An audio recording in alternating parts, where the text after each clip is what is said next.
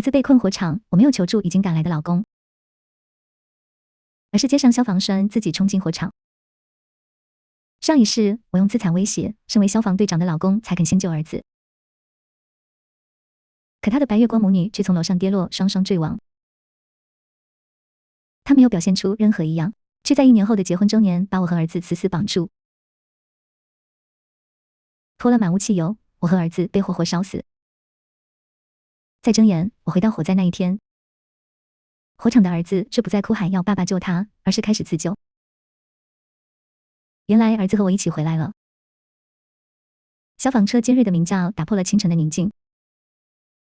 我和上次一样，第一个赶到了幼儿园。你开消防栓干什么？你不能胡来啊！眼前拉住我的正是幼儿园的李园长。上一世因为我错误的决定，导致我和儿子惨死，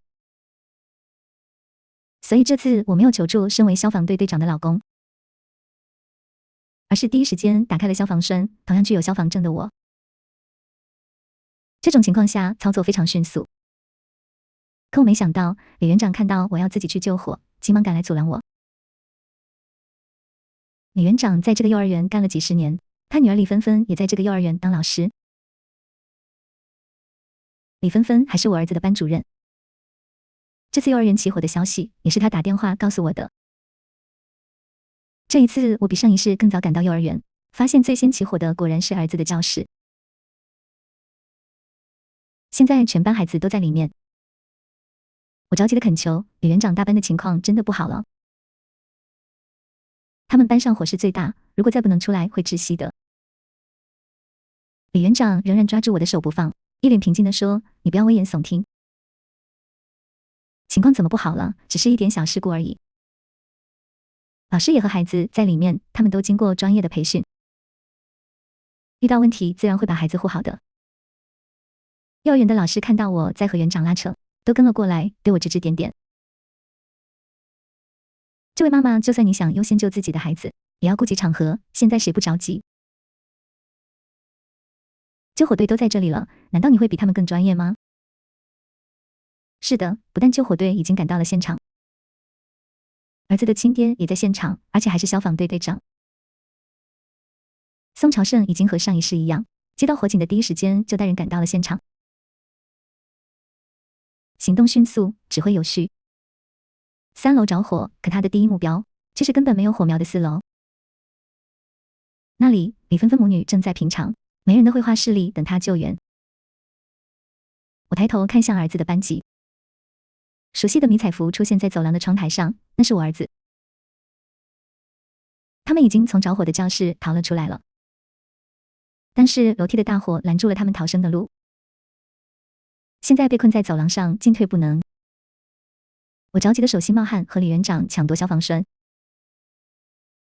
我求求你了，你看看，他们已经出教室了。现在他们前后都有火，浓烟会要他们的命的。让我去把楼梯的火灭了，救他们出来吧。李院长向上扫了一眼，仍然按住我的手，淡淡的说道：“楼道都有水龙头，他们自然会捂住口鼻等待救援的。楼梯已经着火了，你现在让他们从楼梯逃生，难道不怕他们被火烧伤了吗？你没看到消防员已经在做事了吗？看来他们是想从走廊的窗户直接救人的。但是消防员不是要去3楼啊。”看着火势越来越大，我的一颗心像是被丢在油锅里面一样。儿子稚嫩的声音从3楼传来：“妈妈，快救救我们！”这次儿子没有喊爸爸，而是在喊我。我抬起头，儿子已经开始带头往下扔杂物，想引起大家注意。这不是我火灾后教他的吗？原来儿子和我一起回来了。上一世我接到李芬芬的电话，赶快去幼儿园时，消防队已经从外面架好梯子，发现他们根本没有去3楼救火的打算。我拦在他们面前，跪在地上，把头都磕破了。最后一次要挟，消防队员们也纷纷帮我讲道理，宋朝胜才先去了3楼。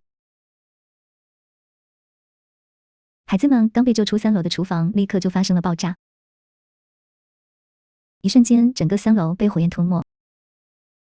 孩子们有惊无险，躲过一劫，而李芬芬母子因为固执地坐在窗台上，被爆炸震动波及，从楼上掉下来摔死。按照上一世的情况，距离爆炸只有不到20分钟了。我必须要把儿子救出来。李园长还在拉我，时间紧迫，我咬咬牙，强行推开李园长。他力气没有我大，被我推倒在地上。我赶紧把水袋接到消防栓的出水口上，拿起水枪对准着火的楼梯。上一世灭火之后，大家发现其实楼梯上的火并不大。如果能把那里的火灭掉，孩子们完全可以从楼梯逃生。儿子，再等等，我这就来救你。我打开水枪，可期待的水柱并没有出现。我心里一抖，赶紧往回跑去，把另一个消防栓接上水袋，快速架起水枪，可是仍然没有一滴水流出来。幼儿园的消防栓竟然是坏的，我大声喊着。李园长毫不示弱，跟你说了，让你不要乱来。一切听救火队员的安排，我扔下水枪，再次冲下楼，疯狂地开始寻找灭火器。操场上，消防队员的兄弟看到了，连忙叫住我：“嫂子，你怎么在这里？”我回头一看，是小王，队里除了老公，就属他资格最老。我赶忙拉住他：“快给我一套灭火设备！我要进去救人。”小王疑惑地劝着我：“嫂子，这里很危险，你交给我们就可以了。”我直接跪了下来：“你知道的，我也能救火。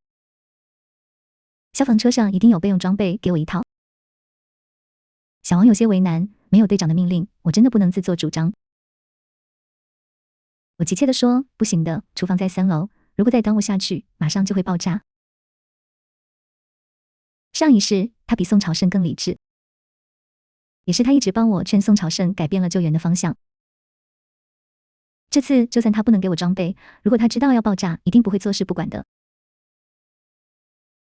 小王果然吃了一惊，慌张起来。刚才我们问园长的时候，他没有告诉我们啊。不行，嫂子，你去安全的地方等着。我这就去喊队长。小王马上转身跑向宋朝胜。队长，3楼的火势最大，起火点应该在那里。我们先去3楼救援吧。宋朝胜不满地喊道。你懂什么？现在4楼最危险。他们被烤的热度最高，烟熏更大。而且4楼的人已经在窗台上了，随时可能掉下来。李芬芬抱着自己的女儿，坐在窗台上，他们的腿已经悬空了。窗台上没有任何遮挡，也没有什么可以让他们抓住的地方。他的女儿太小了，根本没有见过这样的场景。现在一直在李芬芬的怀里挣扎，看起来他们2个人真的马上就要掉下来了。小王急得冒汗，继续喊道：“可是厨房在3楼，那里煤气一旦接触火源，很容易爆炸。”宋朝胜整个人都停了一下，但是看到李芬芬无助的样子，他仍旧坚持道：“我心里有数，现在快点行动，不要耽误时间。”可是嫂子，也往3楼去，我记得你儿子好像也在这个幼儿园吧？闭嘴！我是现场指挥，听你的还是听我的？你要废话就滚回去！我看着小王无可奈何的样子，知道指望他也是不行了。儿子，他们班上的呼喊声越来越弱，恐怕已经被浓烟呛到不行了。我加快速度奔跑，一间一间推开1楼的教室，终于让我在监控室里找到了堆放在一起的灭火器。李园长一直跟着我，把我拦在监控室里面。凯凯妈妈，你怎么就是不听呢？你这样完全是打乱现场救火。刚才李园长被我推倒，老师们也跟上来把我围住。你怎么这样啊？我们园长一把年纪，你刚才竟然把他推倒。你到底想做什么？你这样打乱秩序，孩子要是有什么事，你负得起责任吗？我瞪着他们，我是在救火，不是在打乱秩序。你们拦着我救火是什么居心？看我心急如焚的样子，他们的表情多了一点迟疑。监控室还有一台机器没有烧坏，儿子正拉着大家往远离厨房的一端退。看来他已经把厨房要爆炸的事情告诉里面的老师了。他们用衣服掩好了口鼻，蹲在最靠近楼梯口的厕所旁边。现在只要楼梯上的火扑灭，他们就能第一时间跑出来。孩子们已经快不行了，难道你们要坐视不理吗？老师们看着监控画面，也纷纷发出紧张的唏嘘声。犹豫不决，这时一个老师冲了过来。消防队长发话了，让我们赶快把人都清出去。这里很危险，在他们增援赶来之前，谁都不能再进来。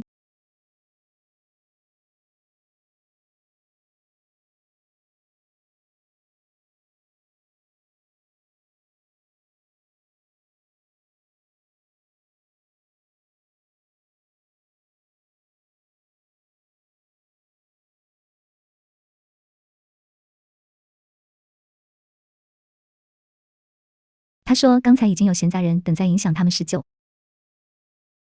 大家望向我，我被他们彻底堵住。宋朝胜，你不救儿子也不让我救吗？园长对我说，你现在盲目的冲进火场，除了是谁负责，老师们也来拉我。对呀，队长已经说了，让我们阻止任何人再进去了。为了孩子们的生命安全，绝对不能让你胡来。我的手忍不住颤抖起来，儿子根本等不了多久了。他们完全是在浪费我的时间，在间接杀人。我急切地解释道，我也有消防证，只要有设备，我是有资格救火的。老师们已经完全听不进去，毫不相让。看着时间一分一秒的过去，我急得眼泪控制不住落下来，抱着灭火器不断朝他们冲撞。推拉之间，我渐渐没了力气。我的孩子呢？他在哪里？一个魁梧的男人扒开了人群。男人着急地喊道：“门口出来的没有我的孩子。”他还在里面吗？李园长赶紧回答：“救火队已经在救人了，这位家长，你不要着急。”男人已经冲到园长面前，大声呵斥着：“你是什么话啊？着火了还不着急？”李园长刚想说话，那个男人身后跟过来一大群家长。家长的力量比老师们强大太多，大家一下子都进了监控室。啊，那是我的果果，他怎么还在火场里？还有我家孩子，他也在里面，怎么还没有人救他们？烟这么大，他们快撑不住了。果果的妈妈看到我狼狈的在哭，凯凯妈妈，怎么回事啊？我赶紧对他们喊起来。他们拦着我救火，3楼快爆炸了，只要把楼道的火灭了，他们就有救。家长很激动，为了孩子没有半分犹豫。这里有灭火器，我们一起去。园长竟然还要挡在大家前面，要爆炸了，你们就更不要乱来了。救火队已经在救人了，不能再等了。我把灭火器往大家手上递。救火队是去4楼救人的，3楼只能靠我们自己了。家长们一起往外冲，老师们却和园长一条线。大家不要冲动，危险啊！大家愤怒了，你们这是在杀人，知道吗？都给我滚开！今天谁敢拦着我救儿子，我就杀了谁！最前面的男子不管不顾，一拳挥倒李园长。其他老师一看都不敢再阻拦，大家一起奔向楼道。刚才耽误了太久，我已经没时间再做任何防护，拧开灭火器冲在最前面。家长们学着我的方法，纷纷打开灭火器。而同时，另一边的宋朝胜已经成功的抱到了林芬芬母女，准备逃离危险。张牙舞爪的火焰在我们一群宝妈宝爸面前逐渐偃旗息鼓，我们一步一步往前进。10米的楼道，我们却好像走了很久。终于，一个小手从浓烟中向我们伸了过来。我抓起来，不管是谁的娃，就往后面传递。后面有力的手也将孩子稳稳地接起。不到5分钟，全部孩子都被救了出来。幸亏儿子他们早早地走到楼梯口等待了，为自己争取了宝贵的时间。我们安全退出的一瞬间，爆炸声音响起。李芬芬母女正被我丈夫搂在怀里，在一旁看戏。6岁的儿子紧紧抱着我，心疼的让赶来的救护医生给我上药。妈妈，这次我们不需要爸爸了。我看向旁边的宋朝胜和李芬芬，宋朝胜却根本没有心思来看我和儿子。李芬芬指着我的方向对宋朝胜说着：“我知道是怎么着火的，我有证据。李芬芬是幼儿园老师，又是宋朝胜10年前的初恋。凯凯刚上幼儿园，他就和宋朝胜重遇了。宋朝胜和我在一起10年，是众人眼里的好丈夫、好爸爸。我也从没有怀疑过他。我哪会想到有朝一日遇到火灾，宋朝胜会先救他们，就连他们死了，宋朝胜也会要我和儿子为他们偿命。如果上一世我没有以死要挟，让整个消防队都动容，如果这次我完全不懂消防，只是一个爱子心切的母亲，盲目的冲进火场救儿子，那么这场大火死的就只会是我和儿子班上的人啊。因为今天早上我是接到李芬芬的电话才赶来幼儿园的，又刚好撞见儿子班上起火，我紧紧抱着儿子，这一世差点又失去他了。凯凯，你们教室到底怎么起火的？凯凯哭了，是放书包的柜子先着火的。上次我就记得李老师动过我的书包，这次我醒过来就不让李老师翻我书包了，但是他把我骂了一顿，还是把我书包抢走了。我心里一惊，想起李芬芬刚才对宋朝胜说的话，加上早上李芬芬给我打的那通电话，这之间是有什么关系吗？我赶紧给家里的保姆打了电话，确认了一些信息，马上心里有数了。接着我又拨了几个电话，做好了安排，才把手机放回口袋，准备看他们演戏。等消防员把火全部扑灭，大家都灰头土脸的在空地上集合。幼儿园失火爆炸的事情闹得很大，不少家长顾不得工作，请假赶了过来。不少爷爷奶奶收到消息后也急了，颤颤巍巍的相携而来。你们幼儿园一定要查清楚原因，给大家一个交代。现在不只是起火，还有爆炸。一直躲在宋朝胜身后的李芬芬这时候站了出来，用所有人都能听到的声音对着李园长哭道：妈，园长，都怪我不好，我发现凯凯书包有危险品，我只是通知他妈妈过来，没想到还是造成了火灾。家长要让李芬芬把话说清楚。凯凯的书包里有一个装电池的发光氢气弹丸，但是他的电池在漏电。宋朝胜皱起眉头，这等于是把一个不定时的炸弹放在身边，随时可能自燃。李芬芬看到家长们都开始愤怒，继续说，我发现之后马上通知他妈妈了，结果还是晚了一步。宋朝胜走到我和儿子跟前，陈新蕊，可你还跟我一起考了消防证，你怎么能够给儿子买这种东西，还带去幼儿园？身穿消防服的他，此时说出的话有强大的说服力。在场所有人几乎直接确定火灾是我和儿子引发的。正在这个时候，消防总队的书记带着人赶到了幼儿园。是我向书记举报有人在幼儿园放火，还要毁灭证据的，关乎上百个孩子的性命，他不得不亲自过来处理。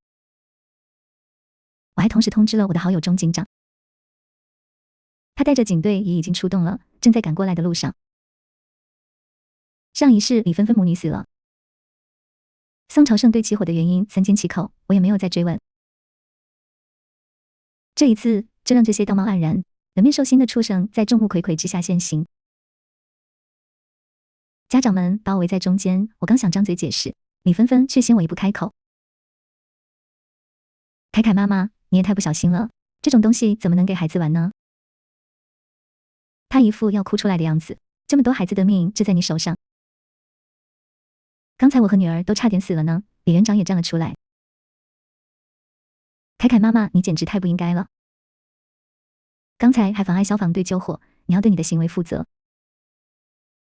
在场的所有人瞬间怒了，有个情绪失控的男家长冲了上来，一巴掌狠狠朝我扇了过来，可他的手被另外一个人拦下了。我转头一看，原来是刚才和我一起冲进去灭火的家长，他牢牢挡在我面前。这位家长，你刚赶过来，不知道情况。着火的时候是凯凯妈妈带着我们救火的，如果不是她，孩子们早就被炸死了。我感激地对他点点头，还是有人愤怒。可是刚才园长明明说他想妨碍救火的。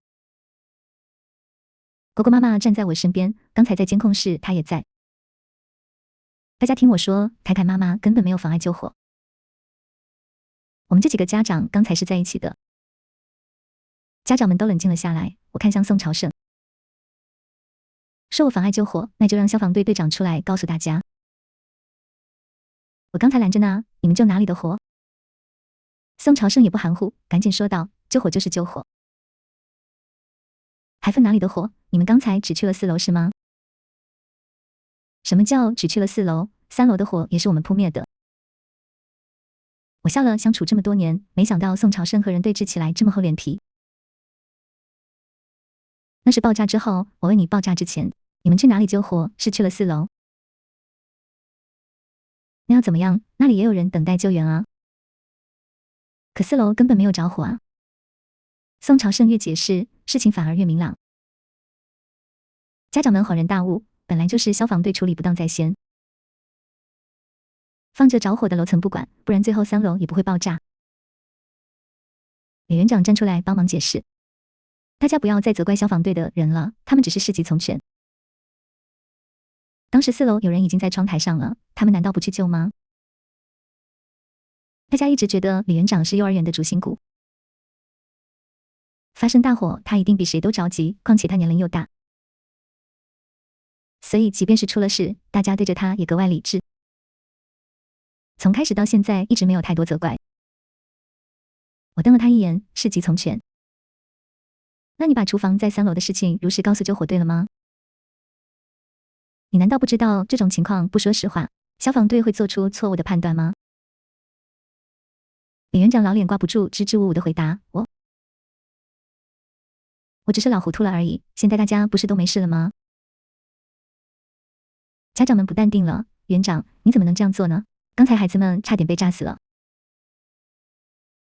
消息是错误的，那看来消防队还是情有可原的。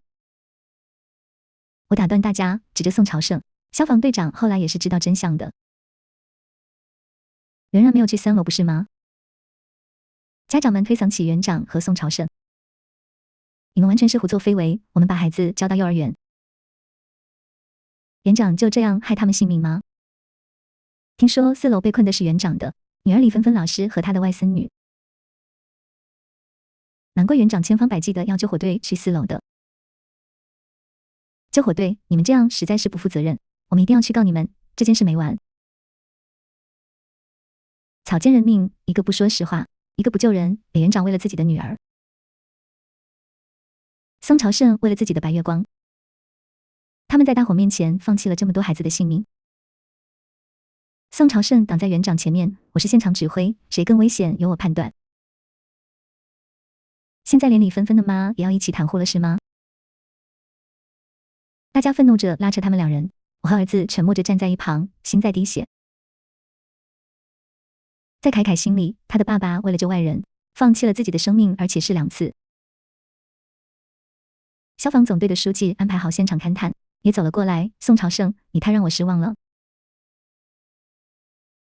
什么时候火场先救谁后救谁，是由你判断了。其他消防队员也站了过来。小王，你这个副队长是怎么当的？火场救援顺序应该由火势和潜在危险决定。你们这些年的救火经验都喂狗了吗？小王用脏手擦了一下眼角，懊恼地低着头。书记，你处分我吧，我应该强行带其他人去救火的。我不该听队长的，当时我真的不敢确定队长的决定是对是错，因为我没想到队长他会放弃自己的老婆和儿子，做出错误的决定。听了他的话，家长们都敏感地互相看去。原来消防队长自己的妻儿都在3楼，他居然不救。凯凯再也忍不住痛哭出声：爸爸，你为什么不来救我？你为什么要杀了我？凯凯不乖吗？你为什么不要凯凯？也不要凯凯，凯凯也不要你。才6岁的儿子被他的亲爹连续杀了2次，他怎么受得了？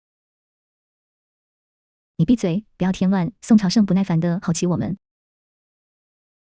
陈新蕊，你看你把孩子教成什么样子了？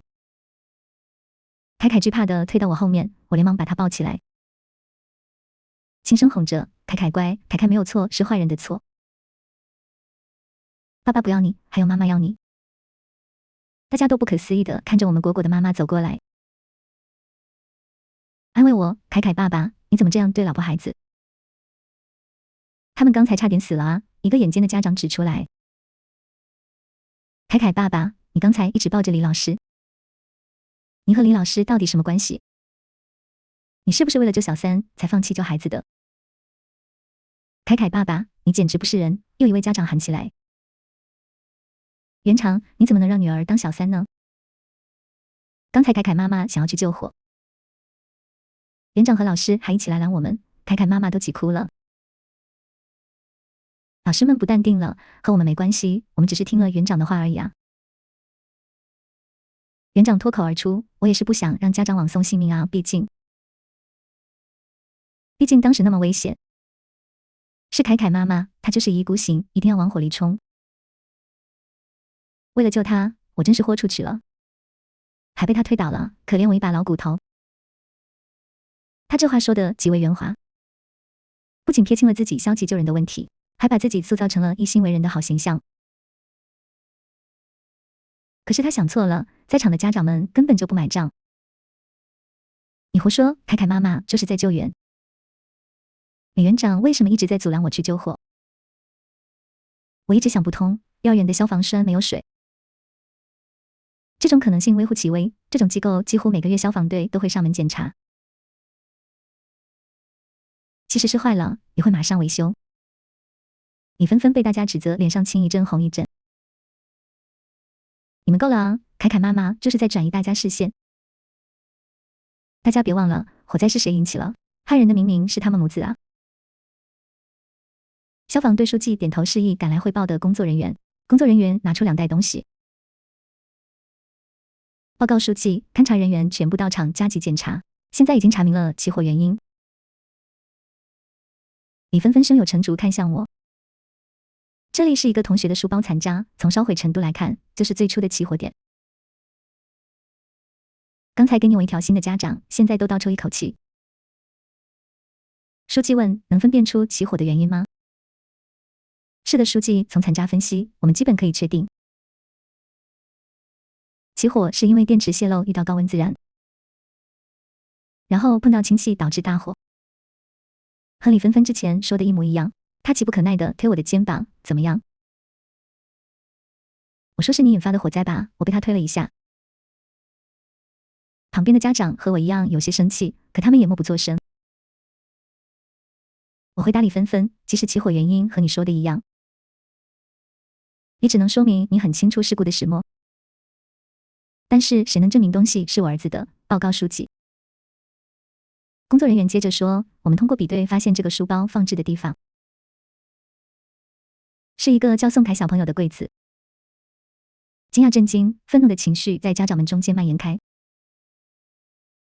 没有参加救援的家长首先站出来指责我：凯凯妈妈，就算你恨小三，也不应该迁怒于其他人，孩子是无辜的。今天还引发了爆炸，幼儿园这么多老师和孩子，差点都死了。书记见状，要把我和儿子带到旁边审问，我却不急不忙地退后几步，抬头看向所有人。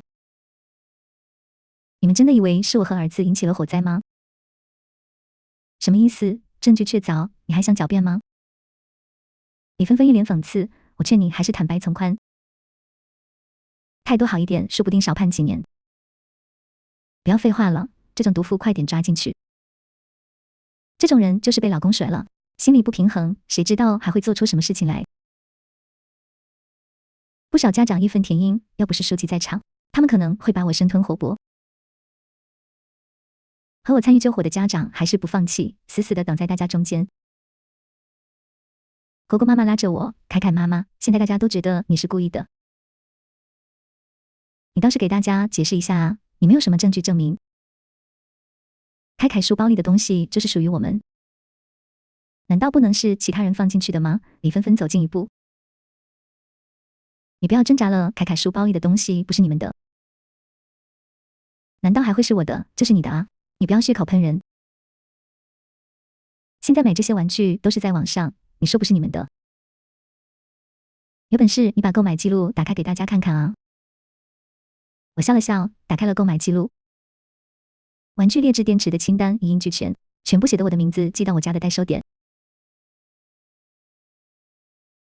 而且时间就在前几日。李芬芬，为了现在的局面，你可真是筹划了许久呢。我问书记，楼道的起火点又是怎么回事呢？书记一旁的工作人员举起另外一个袋子，楼道的起火点也是一样，是电池遇到高温引发的大火。难道我儿子还同时把电池丢到了楼道去点火？李芬芬一时语塞。李园长却火急火燎的发声，那也不是不可能，凯凯一直就很调皮，说不定是他把电池丢到杂物里，就引燃了楼道啊。你怎么知道这些东西是在杂物里面找到的呢？书记眯起眼睛，多年火灾处理经验让他对于起火原因异常敏感。警笛声响起，钟警长终于赶了过来，新蕊东西全部拿过来了。钟警长拿出手机，播放起快递点的监控视频。镜头里，李芬芬匆匆拿了一个快递包裹，然后离开了。根据包裹扫码的时间，我们查到这个包裹正是网上下单的玩具和劣质电池。李芬芬叫嚣着：“不是这样的，这个东西是他买的，不是我买的。”他手机里有下单证据。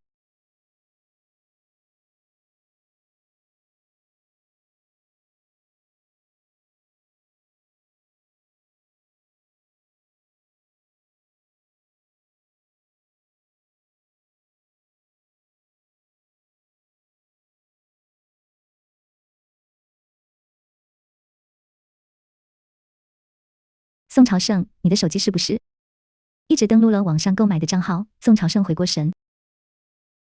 是的，我和新蕊用的一个账号一直登录着。你的手机有没有离开过你的视线？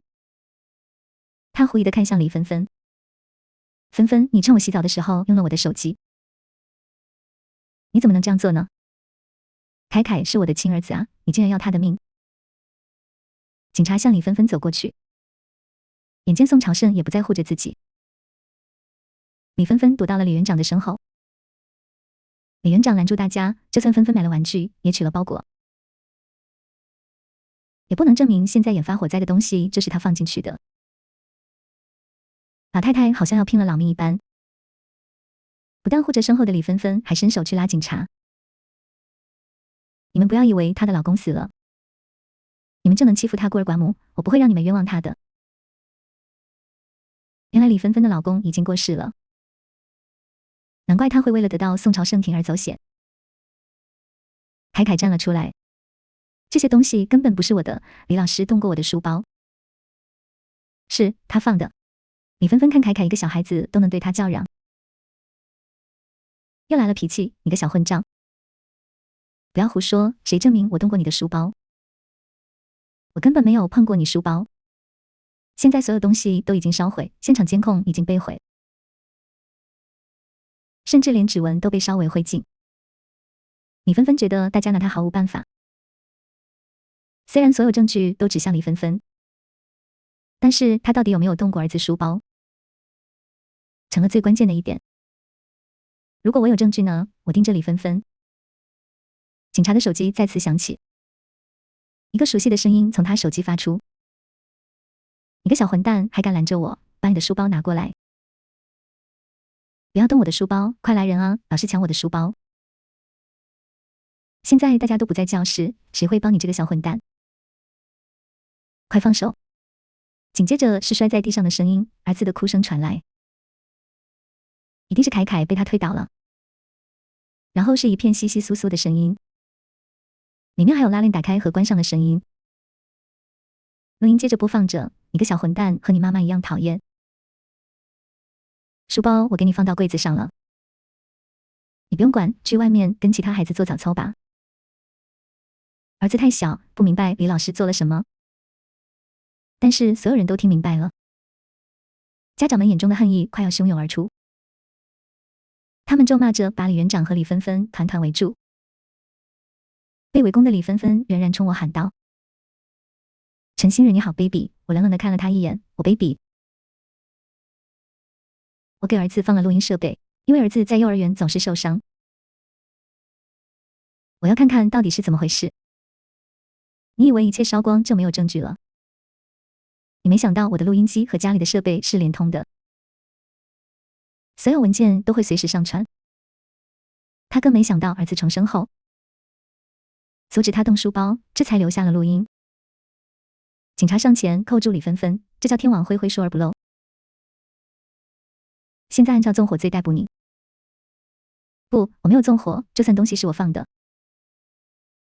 但是火灾也不是我引起的，他还在垂死挣扎。警队的人和消防队的人一起过来，他们手里拿着一包东西，看来他们又找到了新证据。队长，我们在园长的办公室找到了暖宝宝，和救火队现场发现的碎片一模一样。我们推测这是这种暖宝宝的热量引起了电池着火的。李园长冲上去想抢走证据，被警察按在地上。那是我老人家怕冷自己用的暖宝宝。是吗？同样的暖宝宝出现在楼道和书包里。你又知道楼道的电池是在杂物下面，这怎么解释？李芬芬呆呆地看向园长，大声喊道：“不，暖宝宝是我拿的，和我妈无关。我不会给他们任何喘息的机会。”那幼儿园的消防栓为什么没有水？谁能给个解释？警察扫了一眼老师们，破坏消防栓和纵火同罪。你们不会想要包庇谁吧？幼儿园的老门卫赶紧站出来，我记起来了。我看到园长在消防栓那里做了什么，我还以为他是在检查，没想到是在搞破坏。园长，你究竟为什么要和李芬芬一起做这种事情？这个幼儿园可是你一辈子的心血啊！群情激愤的家长们再也忍不住，无数个拳头劈头盖脸的砸向李园长和李芬芬。孩子们的爷爷奶奶也愤怒地朝他们吐痰。警察从人群中好不容易把他们带出来，他们以为自己得到解救，终于不用再被家长们围殴了，面上带着浓浓的喜色。但是警察们的动作让他们失望了。下一秒，两副冰冷的手铐就铐在了他们的手腕上。他们在家长们的痛骂中被押送上了警车。李芬芬的女儿跟在警车后面哭喊。可怜的小女孩从此没有了亲人。听说李园长就是单亲妈妈，一个人带大了李芬芬。现在李芬芬的女儿不知道未来会如何了。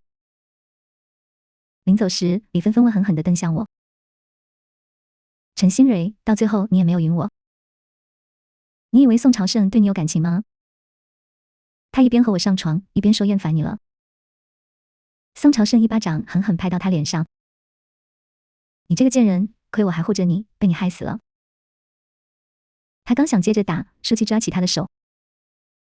宋朝胜，你因为一己私欲，在救援中犯下重大过错，我们也会向你追责。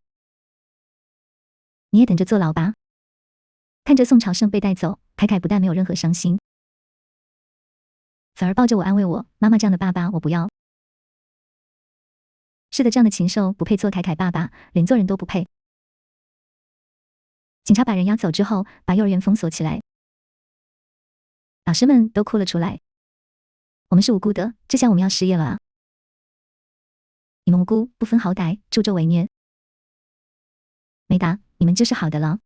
人人不解气的家长对着老师们吼起来，老师们立刻散去。钟警官后来告诉我，李园长全部都交代了。原来他发现李芬芬要放火，开始他劝过李芬芬，但李芬芬执意要解决掉凯凯，这个阻碍他上位的绊脚石，他想利用孩子贪玩。家长无知的计谋将所有的过错都推到凯凯和我身上。李园长无奈，为了女儿的幸福，就配合他在楼梯也放了一把火，还破坏了消防栓，就是想彻底断了凯凯的生路。如果我这个当妈的能一起烧死就更好了。可他没想到我会自己救火，更没想到火会烧得这么大，还发生了爆炸。法院判决那天去了很多人，即使无人死亡。考虑到事情的严重性，他们都被判了无期。宋朝胜被判了5年，同时婚内出轨，净身出户。家长们都感激我保护了他们的孩子，果果妈妈更是拉着我的手，让我也带她考个消防证去。其他参加过救援的家长都热烈地回应起来。孩子们找到了新的幼儿园，凯凯经过这件事，变成了我身边的小小男子汉。妈妈，以后我来守护你。